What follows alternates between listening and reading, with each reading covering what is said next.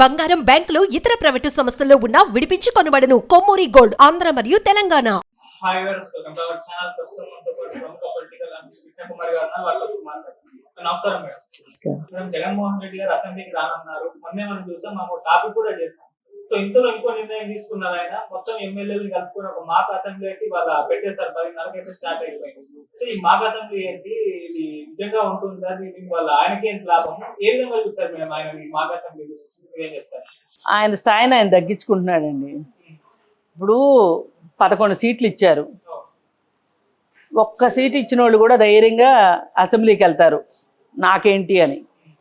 ఇప్పుడు ఈయన భయం ఏంటి అంటే, ఎందుకు వెళ్ళట్లేదు అసెంబ్లీకి అంటే, సింపుల్గా ఉన్నది 11 మంది ఆయనతో కలుపుకుని ఒకరిద్దరు ఎట్లాగో అసెంబ్లీకి రారు, సెలవు పెడతారు. ఈ మిగతా 8 మంది 9 మంది కలిసి ఈ మిగతా 164 మంది వచ్చి నా మీద పడితే నాకు రక్షణ ఉండదేమో, నా పరిస్థితి ఏంటి అని ఒక పిరికివాడి మాదిరి అసెంబ్లీకి వెళ్ళట్లేదు. ఒకటి. రెండోది, ఆయన స్థాయిని ఆయన తగ్గించుకుంటున్నాడు.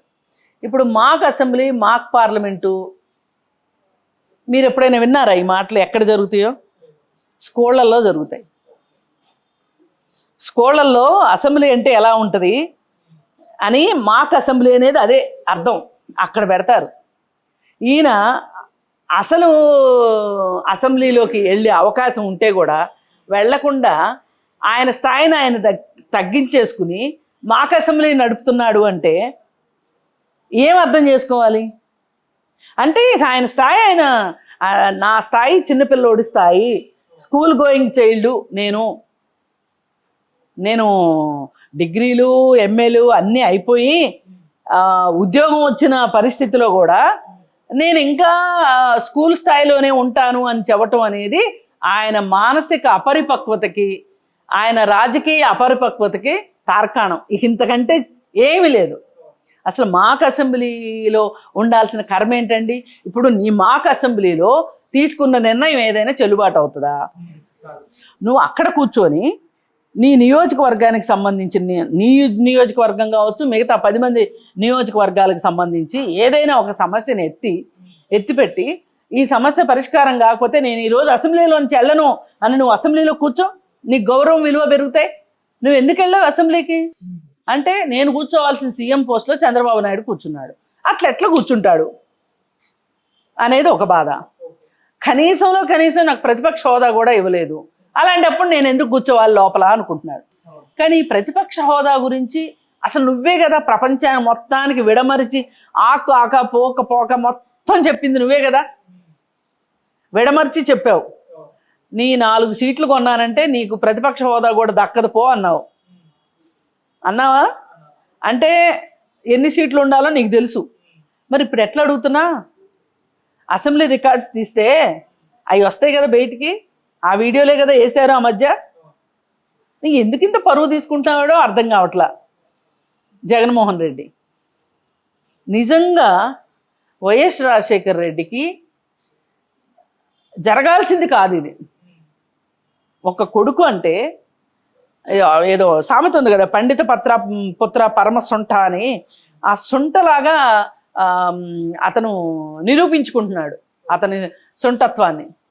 ఎందుకంటే ఆ రోజు మొన్న ఎలక్షన్స్ గెలిచిన రోజున, రిజల్ట్ వచ్చిన రోజున తెలుగుదేశం వాళ్ళు వచ్చి ఎన్టీఆర్ హెల్త్ యూనివర్సిటీ దగ్గరకు వచ్చి వైఎస్ఆర్ హెల్త్ యూనివర్సిటీ అని పేరు మార్చాడు కదా, ఆ పేరు మార్చిన అక్షరాలను తీసి నేలకేసి కొట్టి తొక్కారు. ఏ కొడుకైనా సరే తండ్రికి గౌరవం ఇప్పించాలి, కనీసం ఆ తండ్రి రుణం తీర్చుకోవాలి.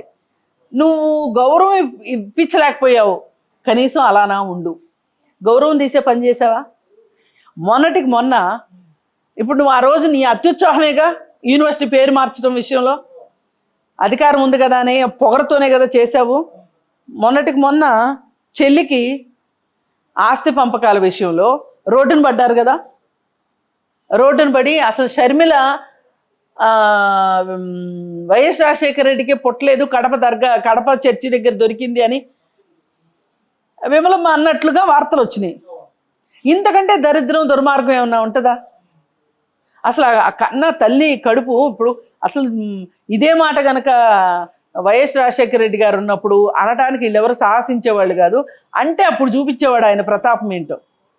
ఆమె నిస్సహాయరాలు కాబట్టి పాప మా తల్లి విజయలక్ష్మి ఆ కడుపు కన్న కడుపును కూడా దాని గురించి మాట్లాడలేని పరిస్థితిలో నిస్సహాయరాలు పాపం ఆవిడని చూస్తే నాకు బాధేసింది.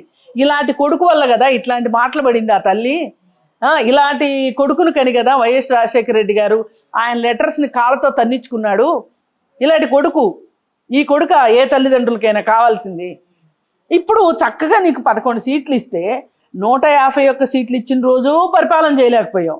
ఇప్పుడు 11 సీట్లు ఇస్తేనూ తిన్నగా అసెంబ్లీలో కూర్చోవట్లా, స్కూల్ నుంచి పారిపోయే పిల్లాడిలాగా ఏదో కారణం చెప్పి స్కూల్కి వెళ్ళని పిల్లాడిలాగా ఉన్నాడు తప్పితే వేరేగా ఉన్నాడా?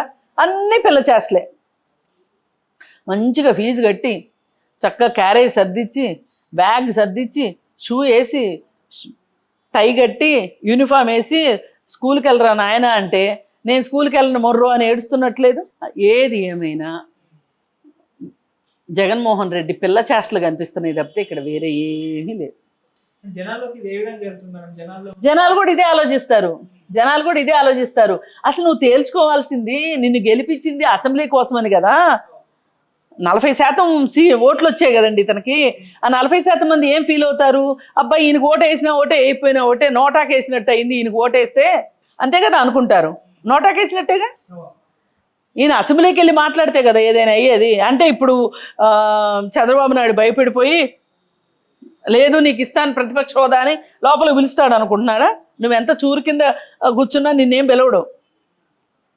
నువ్వు రాకపోతే వాళ్ళకి పోయిందే ఉంది. ఇంకా అసలు సమయం కూడా వృధా కాదు.